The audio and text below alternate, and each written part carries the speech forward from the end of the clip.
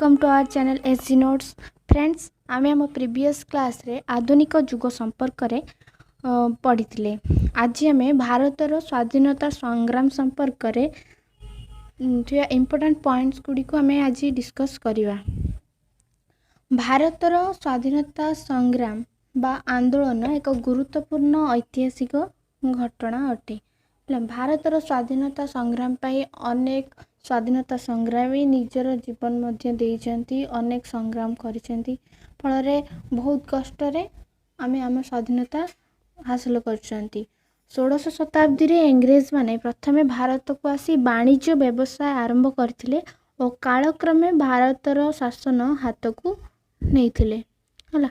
1757 मसीहा बेलू इंग्रेज माने भारतर अधिकांश अंचल को निज शासनाधीन करथिले, किंतु यार 100 वर्ष पर अर्थात 1857 ख्रीष्टाब्द रे भारतीय माने तांको विरुद्ध रे गोटे आंदोलन रो सूत्रपात करथिले, जहा को हमें कहू कोन सिपाही विद्रोह।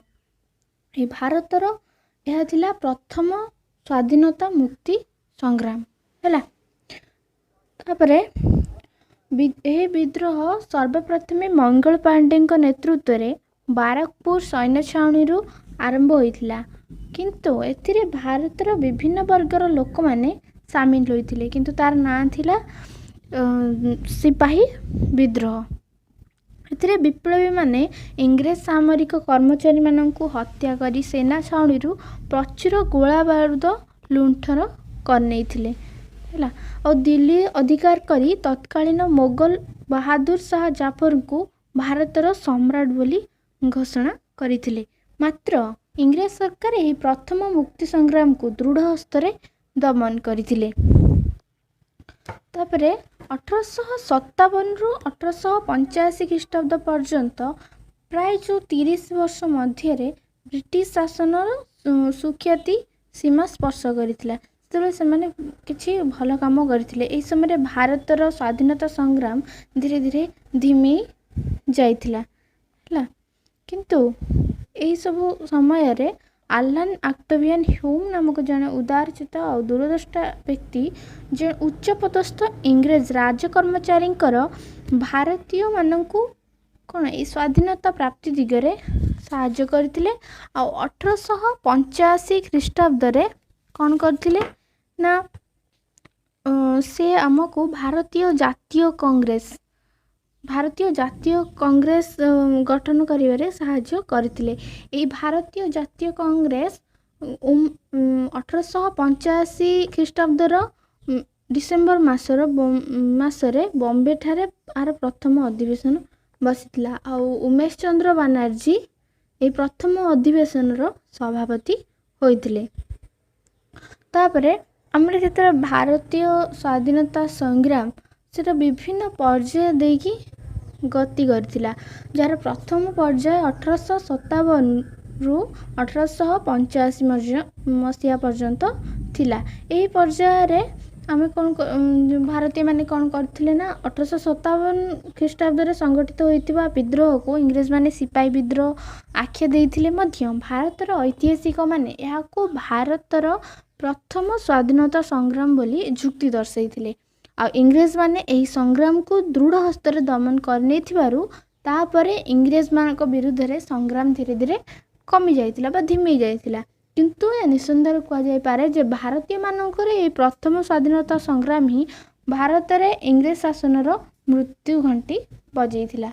तापरे एहार द्वितीय पर्याय 1885 रु 1905 मसीहा थिला। एही समय को कोन कह जाउतिला ना नरम पंथी मानकर समय कह जाउतिला, कारण एतरे भारतीय जातीय कांग्रेस जो माने थिले सदस्य से माने अत्यंत धीर आ शांत तिरे गति करिवे पे चेष्टा करिथिले। एही नेता मानक मध्य रे थिले दादा भाई नारोजी, गोपाल कृष्ण गोखले, उमेश चंद्र बनर्जी आदि हैला। तापरे एहार तृतीय पर्याय ए भारतीय स्वाधीनता संग्राम रो एही पर्याय को चरमपंथी नेता जथा बाल गंगाधर तिलक, लाल लाजपत राय, एसएन पाल बा विपिन चंद्र पाल एही भली नेता मानकर आविर्भाव घटितिला। और एही समय को ଚରମପନ୍ଥୀ ସମୟ ବୋଲି କୁହାଯାଉଥିଲା। ଏଇଥିରେ ଆମେ ଜାଣିବା ଯେ 1905ରେ ଲର୍ଡ଼ କର୍ଜନ ବଙ୍ଗ ବିଭାଜନ ନୀତି ପ୍ରଣୟନ କରିଥିଲେ ହେଲା। ତାପରେ 1906 ମସିହା ପରଠାରୁ ଭାରତରେ ଉଗ୍ର ଜାତୀୟତାବାଦର ବିକାଶ ଘଟିଥିଲା। ତାପରେ 1909 ମସିହାରେ ଅଗଷ୍ଟ ବିପ୍ଳବ ମଧ୍ୟ ଭାରତ ମୁକ୍ତି ସଂଗ୍ରାମକୁ ଅଧିକ ତ୍ୱରାନ୍ୱିତ କରିଦେଇଥିଲା। ତାପରେ ଭାରତୀୟ ସ୍ୱାଧୀନତା ସଂଗ୍ରାମର ଚତୁର୍ଥ ପର୍ଯ୍ୟାୟ ଆଉ ଭାରତର ସ୍ୱାଧୀନତା ଲାଭ। ଭାରତୀୟ ସ୍ୱାଧୀନତା ସଂଗ୍ରାମର ଏହି ଚତୁର୍ଥ ପର୍ଯ୍ୟାୟ ଅତ୍ୟନ୍ତ ଗୁରୁତ୍ୱପୂର୍ଣ୍ଣ ଥିଲା, କାରଣ ଏହା ଭାରତର ସମ୍ପୂର୍ଣ୍ଣ ସ୍ୱାଧୀନତା ପାଇଁ ପଥ ସୁଗମ କରିଥିଲା। 1942 ମସିହାରେ ଭାରତୀୟ ନେତାମାନେ ଭାରତ ଛାଡ଼ ଆନ୍ଦୋଳନର ଡାକରା ଦେଇଥିଲେ। କେବେ ନା 1942 ମସିହାରେ ହେଲା। ତାପରେ ଭାରତର ସ୍ୱାଧୀନତା ଆଇନ ବିଲ୍ ବ୍ରିଟିଶ ପାର୍ଲିଆମେଣ୍ଟରେ ଆଗତ ଯେତେବେଳେ କରାଗଲା, ବ୍ରିଟିଶ ପାର୍ଲିଆମେଣ୍ଟରେ ଗୃହୀତ ହେବା ପରେ ଏହା ଜୁଲାଇ 18, 1947ରେ ଇଂରେଜ ରାଜାଙ୍କର ଅନୁମୋଦନ ଲାଭ କଲା। ଆଉ ଏହି ଆଇନ ବଳରେ ଭାରତକୁ ଦୁଇଟି ସାର୍ବଭୌମ ଦେଶରେ ବିଭାଜନ କରାଗଲା, ଯଥା ଭାରତ ଆଉ ପାକିସ୍ତାନ।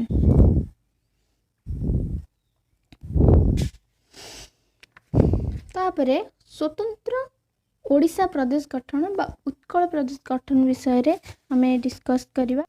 ସ୍ୱତନ୍ତ୍ର ଉତ୍କଳ ପ୍ରଦେଶ ଗଠନ 1936 ମସିହାରେ ଗଠିତ ହୋଇଥିବା ଯେଉଁ ସ୍ୱତନ୍ତ୍ର ଉତ୍କଳ ପ୍ରଦେଶରେ ଉତ୍କଳ ଗୌରବ ମଧୁସୂଦନ ଦାସ, ପାରଳାଖେମୁଣ୍ଡିର ରାଜା ଗଜପତି କୃଷ୍ଣନାରାୟଣ ଦେବ ଓ ଫକୀରମୋହନ ସେନାପତି, ବୈକୁଣ୍ଠନାଥ ଦେବ, ଗଙ୍ଗାଧର ମେହେର, ନୀଳମଣି ବିଦ୍ୟାରତ୍ନ ଆଦି ବ୍ୟକ୍ତିବିଶେଷଙ୍କର ଭୂମିକା ବହୁତ ଗୁରୁତ୍ୱପୂର୍ଣ୍ଣ ଥିଲା।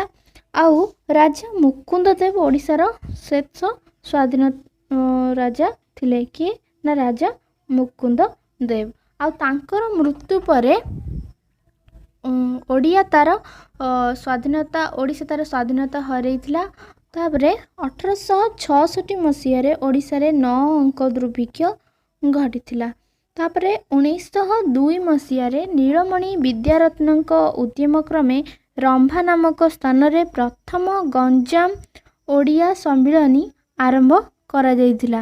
1914ରେ ପାରଳାଖେମୁଣ୍ଡିଠାରେ ଉତ୍କଳ ସମ୍ମିଳନୀର ଏକ ଅଧିବେଶନ ଅନୁଷ୍ଠିତ ହୋଇଥିଲା।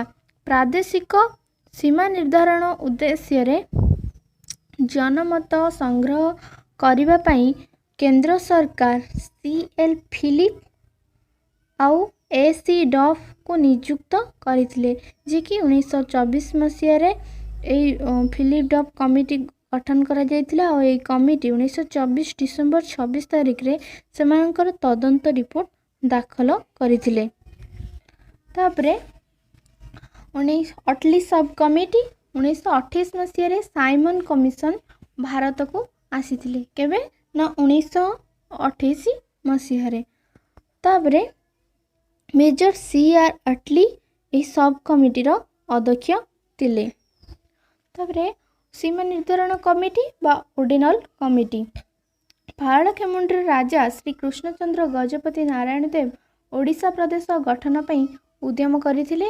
ଆଉ ତାଙ୍କରି ପ୍ରଚେଷ୍ଟା କ୍ରମେ ସାର୍ ସାମୁଏଲ ଓ ଡୋନେଲଙ୍କ ଅଧ୍ୟକ୍ଷତାରେ ଓଡ଼ିଶା ପ୍ରଦେଶ ଗଠନ ପାଇଁ ଓଡିନାଲ କମିଟି ଗଠନ କରାଯାଇଥିଲା। ଏହି ଓଡିନାଲ କମିଟିକୁ ସୀମା ନିର୍ଦ୍ଧାରଣ କମିଟି ମଧ୍ୟ କୁହାଯାଇଥିଲା। ତାପରେ ପାର୍ଲିଆମେଣ୍ଟାରୀ ଜଏଣ୍ଟ କମିଟି ଲର୍ଡ଼ ଲିନିଥ୍ଗୋଙ୍କ ଅଧ୍ୟକ୍ଷତାରେ ପାର୍ଲିଆମେଣ୍ଟର 3 ଜଣ ସଦସ୍ୟଙ୍କୁ ନେଇ ପାର୍ଲିଆମେଣ୍ଟାରୀ ଜଏଣ୍ଟ କମିଟି ଗଠନ କରାଯାଇଥିଲା। ଖଲିକୋଟର ରାଜା ଭୁବନାନନ୍ଦ ଦାସ, ଶ୍ୟାମସୁନ୍ଦର ଗନ୍ତାୟତ ଓ ପାରଳାଖେମୁଣ୍ଡିର ରାଜା ଏହି କମିଟି ଓଡ଼ିଶାର ବିଭିନ୍ନ ସମସ୍ୟାମାନ ଉପସ୍ଥାପନ କରିବାକୁ ଇଂଲଣ୍ଡ ଯାତ୍ରା କରିଥିଲେ। ତାପରେ ଓଡ଼ିଶା ପ୍ରଶାସନିକ କମିଟି। ତାପରେ ଅବଶେଷରେ 1935 ମସିହାରେ ଭାରତ ଶାସନ ଆଇନ କାର୍ଯ୍ୟକାରୀ ହେଲା। କେବେ ନା 1935 ମସିହାରେ ଭାରତ ଶାସନ ଆଇନ କାର୍ଯ୍ୟକାରୀ କରାଗଲା ଏବଂ ଏହି ଆଇନ 289 ଧାରାରେ ଓଡ଼ିଶା ଓ ସିନ୍ଧୁକୁ 2ଟି ପ୍ରଦେଶ ଭାବରେ ଗ୍ରହଣ କରାଗଲା।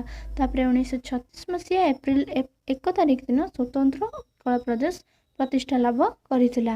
तापर यही आम स्वतंत्र उत्कल प्रदेश रे तर 6टी जिला रही यथा कटक, पुरी, संबलपुर, बालेश्वर, गंजाम और कोरापुट। क्यों क्यों जिला थिला ना कटक, पुरी, संबलपुर, बालेश्वर, गंजाम और कोरापुट। तापर 7 जन ऑस्टिन हबाक थिले स्वतंत्र ओडिया प्रदेशर प्रथम गवर्नर। वर्तमान आमी टोटल टॉपिक टी को कवर कर देइछंती। आपण माने मो वीडियो को देखि बहुत बहुत धन्यवाद।